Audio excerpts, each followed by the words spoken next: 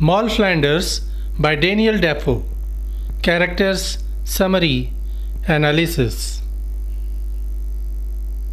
Hello and welcome to the discourse. Moll Flanders was a novel by Daniel Defoe that was published in 1721. Just like his first novel, Robinson Crusoe, Daniel Defoe presented this novel as an autobiography, a truthful account told in first-person narrative.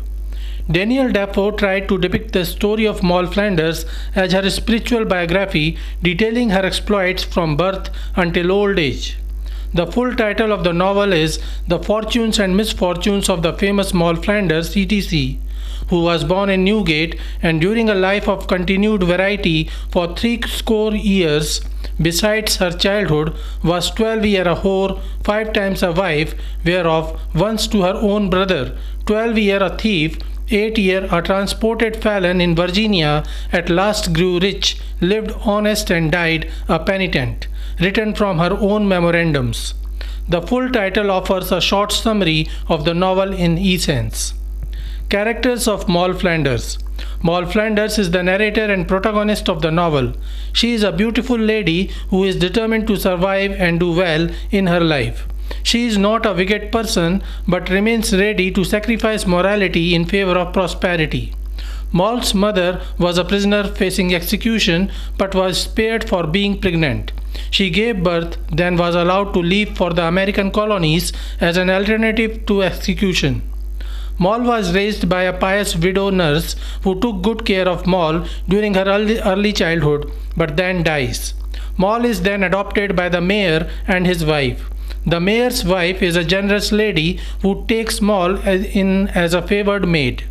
The mayor's eldest son is a smart young man who seduces Moll but soon gets bored of her and decides to leave her.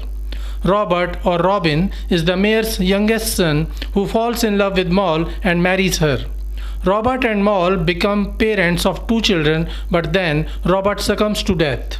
Moll then marries a draper who is a gentleman but terrible at his business. He gets bankrupt and runs away from the country while his child from Moll becomes a ward of the state. Humphrey is a man from the American colonies whom Moll meets at Mint. He marries Moll and takes her to America where she meets Humphrey's old mother. Humphrey and Moll become parents of 3 children, one of whom dies during the birth. Moll's mother-in-law is a mighty cheerful, good-humored old woman who develops a good relationship with Moll.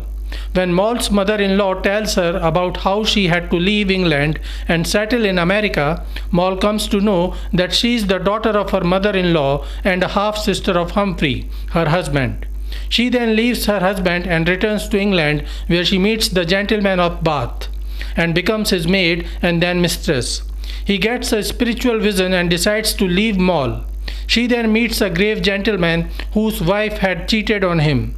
He falls in love with Moll and asks her to marry her, but she insists that he should get a divorce from her wife first. She then meets James, a man from Lancashire. He is a poor man who pretends to be a rich landlord. Moll falls in love with him and marries him. However, their marriage fails and they divorce each other. Moll then becomes a thief and is helped by the governess, an unprincipled woman who manages the affairs of many whores, deals with the problems of unmarried mothers, and also eventually has a pawn shop and deals with thieves. Moll learns that her mother left a plantation for Moll before she died. Moll returns to America to take care of her fortune. Moll takes help of a Quaker to get control of the plantation without letting Humphrey know about her return to Virginia. She meets her son Junior Humphrey and reveals to him that she is her mother. Summary of Moll Flanders. The story begins as Moll introduces herself as a person who led a life of debauchery and vice. She says that she is going to share her private history, which is full of wickedness and corruption. Yet, the readers who are willing to read her story with a virtuous purpose will find great spiritual and moral merits in it. Moll then says that she is using a pseudonym, Moll Flanders, to avoid any controversy as some legal matters of criminal significance are still pending on her real name in records of Newgate Prison and Old Bailey in London. She then begins her story and informs that she was born in Newgate prison, where her mother was kept for stealing a few pieces of fabric. Her mother was sentenced to death, but she pleaded her belly, that is, asked to be spared due to her pregnancy, and her sentence was commuted to transportation to American colonies. Her mother was transported to Virginia when Moll was 6 months old. She was then raised by a widow nurse who took good care of her. When Moll was 15 years old, the nurse died. The mayor took notice of her, and she became a maidservant of the mayor's wife, who was a generous lady. At mayor's house, Moll got the same education and treatment as the daughters of the mayor and his wife. Both the daughters of the mayor were jealous of her because Moll was exceptionally beautiful. The mayor's eldest son got infatuated with her and seduced her by giving compliments and gifts to her. However, after sexually exploiting her for some years, he got bored of her. The mayor's younger son Robert was unaware of Moll's relationship with his elder brother. He fell in love with Moll and proposed to her to marry him. His elder brother convinced Moll to marry Robert. The mayor's wife was against this marriage, yet Robert married Moll and they remained married for a few years, during which they became parents of 2 children. Robert died after that, and Moll was forced to leave the house while Robert's family took charge of the 2 children from the marriage. Moll then met a draper or a tradesman who was a gentleman and always treated Moll with respect. They married, and the draper continued to spend money on Moll. Soon he became bankrupt. He broke out of jail and left the country, leaving Moll free to marry again. Moll was then helped by one of her widowed friends. During the same time, she also became a friend of a young girl who was in love with a ship captain. The captain was a proud man who though used Moll's friends but didn't wish to marry her.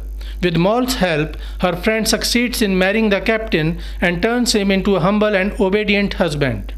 Meanwhile, Moll meets Humphrey, a gentleman from Virginia, America. She tries to impress him by pretending to be a rich lady. Humphrey realizes that Moll is a poor woman, but he falls in love with her and proposes to her to marry him.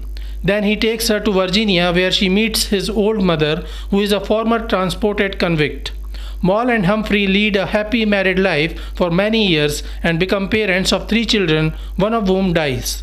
Moll develops a good relationship with her mother-in-law. One day, her mother-in-law reveals the circumstances in which she was forced to leave England and her 6-month-old daughter, whom she gave birth to in a jail. Moll realizes that she is the daughter of her mother-in-law, and unknowingly she has married her half-brother. When Humphrey comes to know about this, he becomes too depressed and tries to commit suicide. Though Moll saves Humphrey, she decides to leave America and returns to England. Moll starts living in Bath, where she meets a very modest and very friendly gentleman whose wife was insane. Moll becomes his housemaid and they live a chaste life under the same roof for some years. One day, he returns home after drinking alcohol and makes love with Moll. Moll becomes his mistress then and continues their sexual relationship for some years while she gives birth to his son.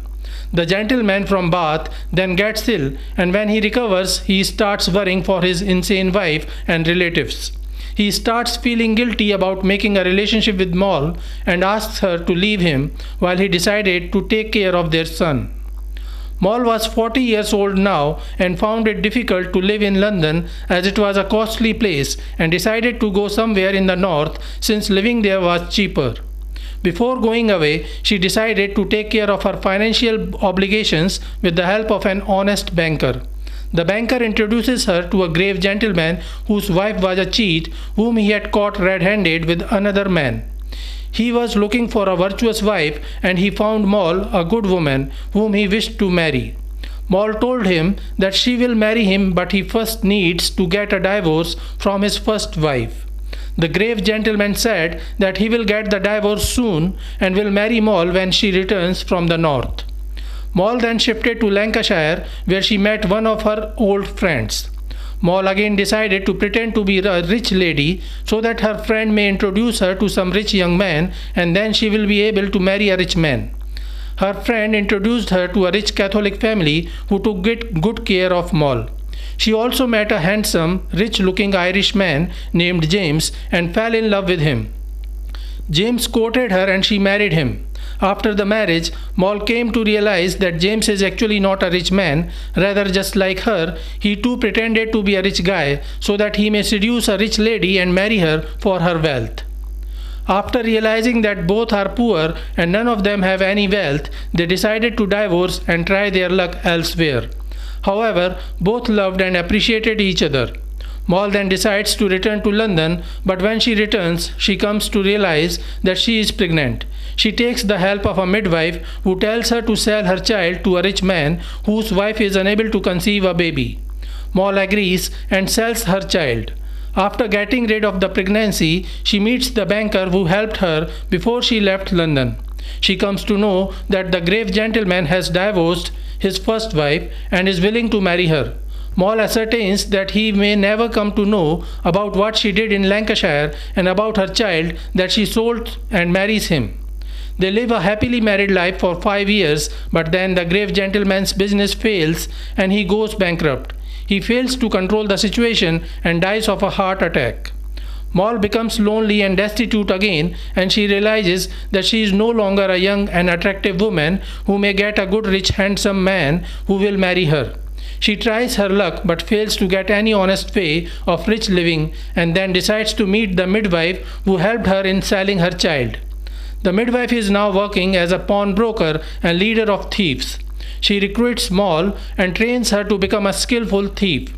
Being a clever woman, Moll soon becomes an excellent and successful thief who uses ingenious tricks and techniques to steal silver and cloth. Moll always remained careful and never used violence.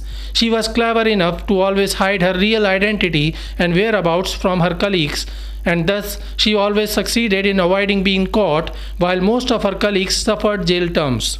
However, her luck fails to save her for long, and she ends up in police custody for stealing some silk. Moll is then sent to Newgate prison, where her mother gave birth to her. Initially, she remains unrepentant, though she regrets being caught. She leads a miserable life in jail. One day, she finds that James too has been imprisoned at the Newgate prison for a highway robbery. This helps her in bearing the burden of the jail term. But when she falls in despair, when she is sentenced to death for thievery. During such a time, her governess sends a minister to help her during her last days, and she starts leading a life of a pious Christian. The minister gets impressed by the stark change in her behavior and appeals for a reprieve for her from death sentence. Her punishment is then reduced to transportation to Virginia. Moll comes to know that James too has been given a chance to either accept the death sentence or to be transported to some American colony. She tries to convince him to come with her to Virginia, but James is more willing to accept the death sentence than living a life of destitution in some far land. At such a time, Moll gets the news of the death of her mother, who has left a plantation farmland to her. Moll then convinces James to go to Virginia with her, where they can restart their life again. After returning to Virginia, Moll finds it difficult to acknowledge herself to be her brother's former wife and the mother of his son, now a thriving young man, because she did not want James to know about her incestuous past. She takes the help of a Quaker, who is her trustworthy friend, to get hold of the plantation left by her mother in her name. James and Moll start living on a plantation of tobacco near the plantation of Humphrey, her brother, who is now a very old and almost blind man. Moll finds it difficult to avoid meeting her son, Junior Humphrey, and decides to reveal to him that she is her mother. Junior Humphrey accepts her as his mother and becomes an obedient son while acting as a paid steward of her. They decide not to reveal her identity as Junior Humphrey's mother either to James or Old Humphrey. After some years, Old Humphrey dies of old age, and then Moll tells James about her past and reveals that once she was married to her half-brother and Junior Humphrey is her own son.